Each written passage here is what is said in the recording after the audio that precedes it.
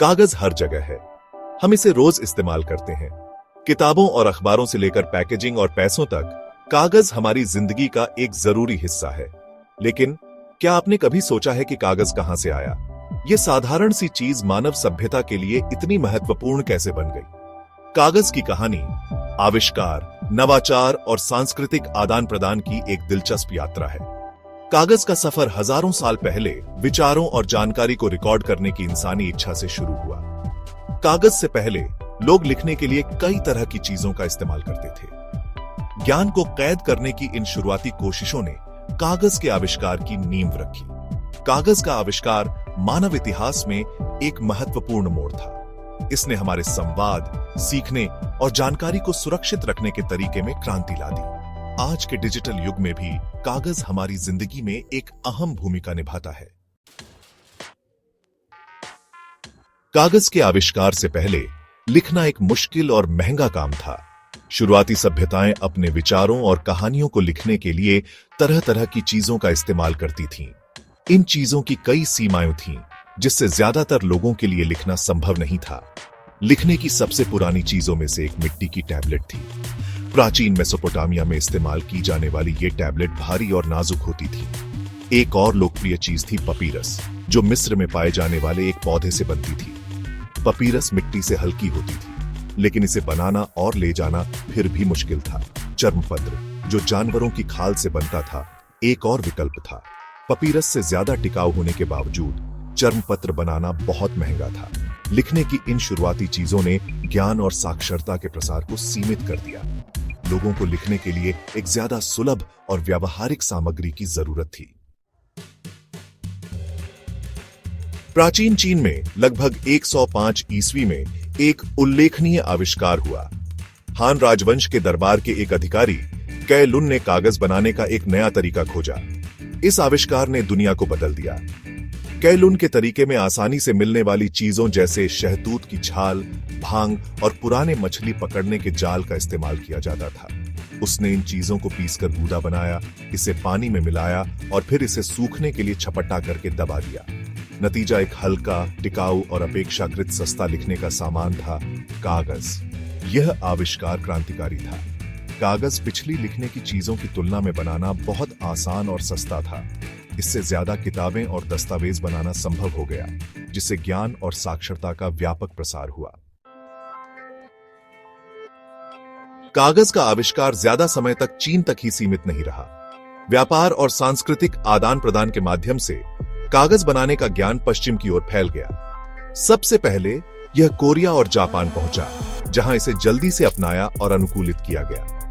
8वीं शताब्दी में कागज बनाने का काम इस्लामी दुनिया में पहुंचा। अरब विद्वानों ने कागज को अपनाया। इसका इस्तेमाल महत्वपूर्ण ग्रंथों की नकल करने और वितरित करने के लिए किया। उन्होंने कागज बनाने की प्रक्रिया में भी महत्वपूर्ण सुधार किए, नई सामग्री और तकनीकों को पेश किया। इस्लामी दुनिया से 12वीं शताब्दी में कागज बनाना यूरोप में फैल गया। यूरोप में कागज का आगमन विश्वविद्यालयों के उदय और किताबों की बढ़ती मांग के साथ हुआ। पूरे महाद्वीप में पेपर मिलें बन गई, जिससे पुनर्जागरण और वैज्ञानिक क्रांति को बढ़ावा मिला। भाग 5, छपाई क्रांति। छपाई के विकास पर कागज के आविष्कार का गहरा प्रभाव पड़ा। कागज ने छपाई को अधिक सुलभ और किफायती बना दिया। कागज से पहले छपाई एक श्रमसाध्य प्रक्रिया थी, जो अक्सर रेशम या चर्मपत्र जैसी महंगी सामग्रियों पर की जाती थी। इन सामग्रियों की उच्च लागत और सीमित उपलब्धता ने छपाई को एक विशेषाधिकार बना दिया था। कागज की कम कीमत और छपाई के लिए उपयुक्तता ने किताबों का बड़े पैमाने पर उत्पादन संभव बनाया। इससे पुस्तकों की कीमतें भी कम हो गईं और वे अधिक लोगों की पहुंच में आ गईं। 15वीं शताब्दी में जोहान्स गुटेनबर्ग के चल प्रकार और कागज का उपयोग करते हुए प्रिंटिंग प्रेस के आविष्कार ने संचार में क्रांति ला दी। गुटेनबर्ग की प्रिंटिंग प्रेस ने पुस्तकों के उत्पादन को तेज और सस्ता बना दिया। किताबें अब पहले से कहीं ज्यादा तेजी से और सस्ते में तैयार की जा सकती थी। इसने ज्ञान के प्रसार को एक नई दिशा दी। इससे किताबों की उपलब्धता में विस्फोट हुआ, जिससे शिक्षा, धर्म और संस्कृति में बदलाव आया। अधिक लोग पढ़ने और सीखने लगे। कागज और प्रिंटिंग प्रेस के संयोजन ने ज्ञान का लोकतंत्रीकरण किया। अब ज्ञान केवल कुछ विशेष लोगों तक सीमित नहीं था, किताबें अब केवल अभिजात वर्ग तक ही सीमित नहीं थी।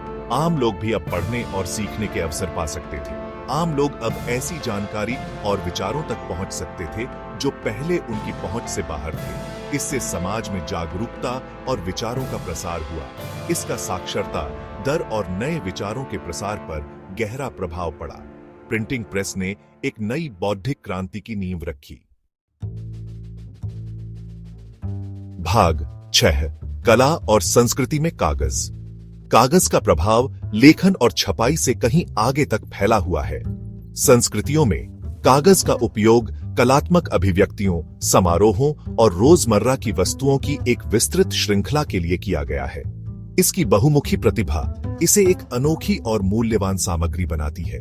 पूर्वी एशिया में कागज सुलेख, ओरिगेमी और पारंपरिक कलाओं का अभिन्न अंग है। सुलेख स्क्रॉल की नाजुक सुंदरता या ओरिगेमी क्रेन की जटिल तहें कागज की कलात्मक संभावनाओं को प्रदर्शित करती है। कागज के लालटेन अपनी गर्म चमक के साथ त्योहारों और समारोहों को रोशन करते हैं। अन्य संस्कृतियों में कागज का उपयोग मुखौटे, कठपुतली और सजावट बनाने के लिए किया जाता है। मेक्सिको के रंगीन पिनाटस से लेकर यूरोप के जटिल पेपर कटिंग तक कागज दुनिया भर के कलाकारों और शिल्पकारों को प्रेरित करता रहता है। भाग 7 आधुनिक पेपर उद्योग। आज पेपर उद्योग एक वैश्विक उद्यम है जो दुनिया भर में लाखों लोगों को रोजगार प्रदान करता है। हम हर साल करोड़ों टन कागज का उत्पादन करते हैं जो विभिन्न उद्योगों और उपभोक्ताओं की आवश्यकताओं को पूरा करता है। इसका इस्तेमाल उत्पादों की एक विशाल श्रृंखला के लिए करते हैं, जैसे कि किताबें, अखबार, पैकेजिंग सामग्री और टिश्यू पेपर। हालांकि यह बड़े पैमाने पर उत्पादन इसके पर्यावरणीय प्रभाव के बारे में भी चिंताएं पैदा करता है, जैसे कि प्रदूषण और संसाधनों की खपत। आधुनिक पेपर उद्योग लकड़ी के गूदे पर बहुत अधिक निर्भर करता है, जो कागज बनाने की प्रक्रिया का मुख्य घटक है, जिसके लिए कच्चे माल के लिए विशाल जंगलों की आवश्यकता होती है, जिससे प्राकृतिक संसाधनों पर दबाव बढ़ता है। इससे दुनिया के कई हिस्सों में वनों की कटाई और आवासों का नुकसान हुआ है, जो जैव विविधता के लिए खतरा है। इसके अतिरिक्त कागज बनाने की प्रक्रिया में बड़ी मात्रा में पानी और ऊर्जा की आवश्यकता होती है, जो पर्यावरण पर अतिरिक्त बोझ डालता है, और यह महत्वपूर्ण वायु और जल प्रदूषण उत्पन्न कर सकता है, जिससे स्थानीय पारिस्थितिक तंत्र प्रभावित होते हैं। इन चिंताओं को दूर करने के लिए उद्योग तेजी से स्थायी प्रथाओं को अपना रहा है, जो पर्यावरण के अनुकूल है। इनमें पुनर्नवीनीकरण कागज का उपयोग करना, जो कचरे को कम करने में मदद करता है, जंगलों को फिर से भरने के लिए पेड़ लगाना, जिससे वनस्पति और जीवों को नया जीवन मिलता है, और पानी और ऊर्जा की खपत को कम करना शामिल है, जिससे संसाधनों की बचत होती है। उपभोक्ता भी पुनर्नवीनीकरण कागज उत्पादों को चुनकर और पर्यावरण के प्रति जागरूकता बढ़ाकर और कागज के कचरे को कम करके भूमिका निभाते हैं, जिससे एक स्थायी भविष्य की दिशा में कदम बढ़ाया जा सके। भाग 8 कागज का भविष्य। डिजिटल युग में कई लोग कागज के भविष्य के बारे में सोचते हैं। तकनीक के इस युग में हम देखते हैं कि कैसे डिजिटल उपकरण हमारे जीवन का हिस्सा बन गए हैं। ई पुस्तकों, ऑनलाइन समाचारों और डिजिटल संचार के उदय के साथ कुछ क्षेत्रों में कागज की खपत में गिरावट आई है। लेकिन क्या यह कागज के अंत का संकेत है? हालांकि कागज के पूरी तरह से गायब होने की संभावना नहीं है। इसके विपरीत कई लोग अभी भी कागज को पसंद करते हैं। कागज अद्वितीय लाभ प्रदान करता रहता है। यह रचनात्मकता और व्यक्तिगत अभिव्यक्ति के लिए एक महत्वपूर्ण माध्यम है। यह मूर्त, पोर्टेबल है और इसके लिए बिजली की आवश्यकता नहीं होती है।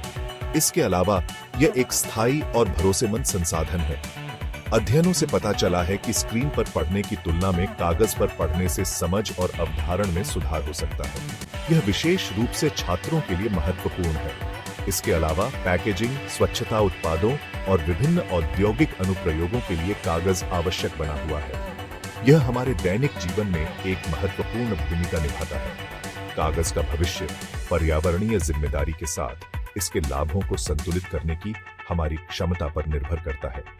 हमें यह सुनिश्चित करना होगा कि हम इसे सही तरीके से उपयोग करें, स्थायी प्रथाओं को अपनाकर, जिम्मेदार खपत को बढ़ावा देकर और नवीन सामग्रियों की खोज करके हम यह सुनिश्चित कर सकते हैं कि कागज आने वाली पीढ़ियों के लिए हमारे जीवन में एक मूल्यवान भूमिका निभाता रहे। यह हमारे पर्यावरण और समाज दोनों के लिए लाभकारी हो सकता है।